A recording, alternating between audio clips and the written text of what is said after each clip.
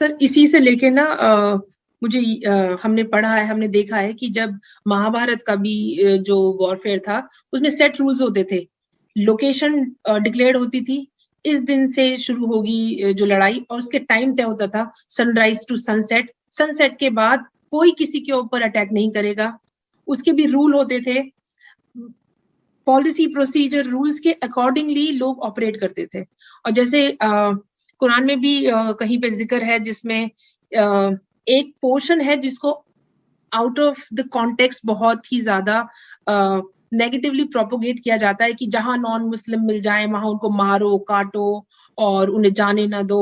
लेकिन उसके बाद की जो कहानी है और आगे की जो कहानी है जो उसको कॉन्टेक्स्ट देती है कि जिसमें दोज हु अटैक यू, जो आपके ऊपर हमला करें उनसे लड़ो, ये वाला आउट ऑफ कॉन्टेक्स्ट चला जाता है। और बाद में कि अगर पीस प्रिवेल कर जाए उनको उनकी जगह तक पहुंचा के आओ।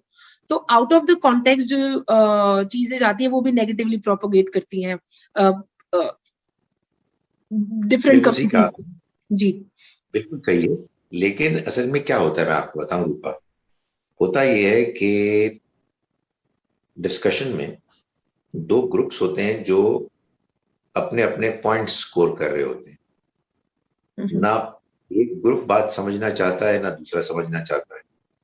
आप अगर बात समझना चाहते हैं तो उसका तरीका ये होना चाहिए कि पहले आप मेरी बात सुन लें, फिर मैं आपकी बात सुनूं, फिर आप मेरी बात सुने, फिर मैं आपकी बात सुनूं। 2-4 मर्तबा ऐसे करने के बाद बात समझ में आ जाएगी।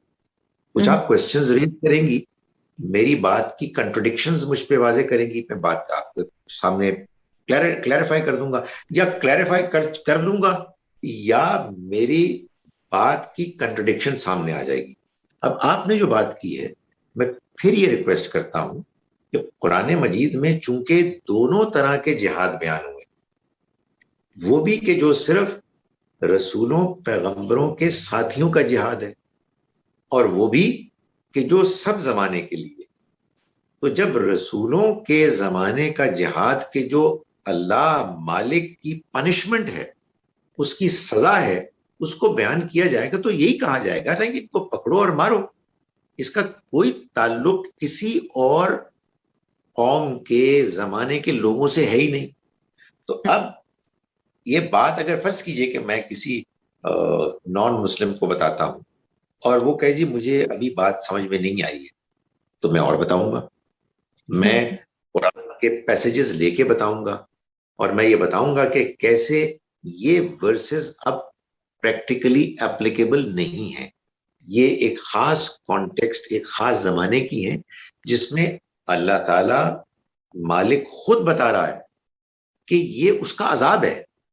वही अजाब कि जो मिसाल के तौर पर नूह अलैहिस्सलाम के जमाने में एक सैलाब की सूरत में आया, जो और पैगंबरों के जमाने में बिजली की कड़क से आया, पत्थरों की बारिश से आया, वो इस मर्तबा पैगंबर के साथियों की तलवारों के जरिए से आया।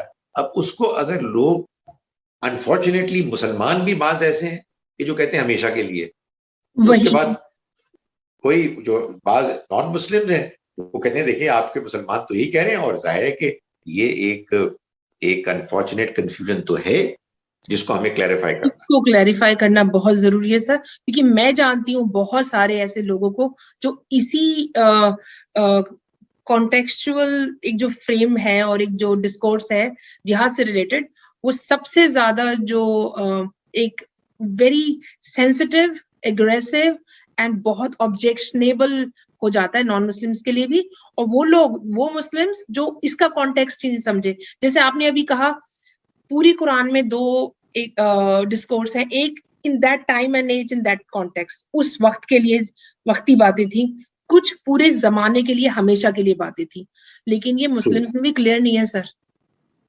नहीं है। देखिए मैं आपको एक और एक राज की बात बताऊं, वो ये है कि क्योंकि मैंने तो सारी उम्र उस्तादी की है, मैं तो पढ़ाता रहा हूं, तो एज अ टीचर मैं आपको बताऊं कि आपके पास अगर सवाल का जवाब है ना, तो you will never get upset. Student आपसे पूछेगा, चाहे इम्पोलाइटली भी पूछे, तो आप कहेंगे बेटे बेटी आपको मैं बताता हूँ, असल में आपको बात समझ में नहीं आई है, रियलिटी असल में ये है। लेकिन अगर मुझे जवाब ही नहीं आता है और मुझे ये ख्याल हो रहा है कि रूपा साहिबा को अगर मैंने इजाजत दी बोलने की तो मैं कॉर्नर हो जाऊंगा, फिर मैं बदतमीजी करूँ, इसलिए कि मैं एक्सपोज हो जाऊंगा। तो अनफॉर्चुनेटली हमारे यहाँ लोग आपस में लड़ते इसीलिए हैं कि उनको ये एहसास होता है कि अगर हमने नरमी से बात की तो दूसरा शख्स कहीं हमें कॉर्नर ना कर दे। अच्छा, आप मुझे पूछें कि क्या आपको सब कुछ आता है? नहीं, मुझे सब कुछ तो नहीं आता। तो फिर आप कैसे सारा वक्त गुफ्तगू में पोलाइट रह सकते हैं? तो मेरा उस पर जवाब ये होगा कि आई डोंट नो मैं रहता हूं या नहीं रहता, but I should remain polite because दो चांसेस हैं। एक चांस ये है कि जो सवाल आप कर रही हैं मेरे पास उसका जवाब है, और दूसरा चांस ये मेरे पास जवाब नहीं है तो मैं कहूंगा भाई मेरे पास जवाब नहीं है, very good question, I try to find out. लेकिन कम से कम ये जरूर होना चाहिए कि we must continue to speak. मैं आपको अपनी बात बताऊं, आप मुझे अपनी बात बताएं, ताकि ये डायलॉग जारी रहे। क्यों भाई? इसलिए कि हम सब सच्चाई जानना चाहते हैं। और मेरी एक और गुजारिश सुन ले, सच्चाई एक ही होती है, सच्चाई दो तीन नहीं होती। उस सच्चाई को हम मिलकर पाए। जी, बातिल तो बहुत कुछ होता है, बहुत डिफरेंट होते हैं, सच्चाई एक होती है। और मालिक ने ये इम्तिहान बर्पा इसीलिए किया है कि सब उस सच्चाई को ढूंढने वाले बने। सब वही वर्जन कंट्रोल की प्रॉब्लम जो आपने अभी सर ये बात कही ना कि आपके पास सवाल है, जवाब है, लेकिन जो इंसान इतना कान और आंख नाक बंद करके सिर्फ उसी रट्टू तोते की तरह लगा हुआ है, नहीं जो मुझे पता वही सही है और जो उनको सिखाया गया है वो गलत ही सिखाया गया है, तो फिर इस तरीके से हमारे आपके यहाँ भी होगी कहावत, भैंस के सामने कोई बीन कब तक बजा सकता है? सर जरूरी है उनको समझाना, क्योंकि वो नहीं समझेंगे, सुनने के लिए ही तैयार नहीं है, आप भैरों को नहीं सुना सकते। कुरान मजीद ने इसीलिए बार बार कहा है आइज अनिल जाहिलीन, तो इस तरह के जाहिल लोगों से इग्नोर करो, don't waste your time. Sir नुकसान तो यही कर रहे हैं सर, नुकसान तो यही जाहिल लोग कर रहे हैं, और नंबर तादाद बढ़ती जा रही है भेड़ बकरियों की तरह जाहिल लोगों की।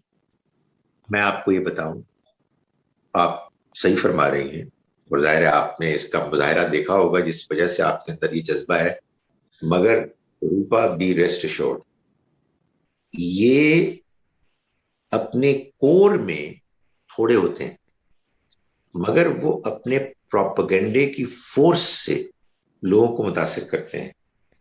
अगर हम काउंटर उनको करें politely but with strong arguments, तो आप देखेंगे कि उनके साथ देने वाले लोग कम हो जाएंगे। जाहिल लोग, जज्बाती लोग जो बिल्कुल जिद्दी होते हैं, वो होते हैं, वो बड़े नेगेटिव चीजों को फैलाने में माहिर होते हैं, एक्सपर्ट मगर वो तादाद में बहुत ज्यादा नहीं होते। चले असल में ये जो धर्म युद्ध जारी रहेगा हमारा इस बारे में।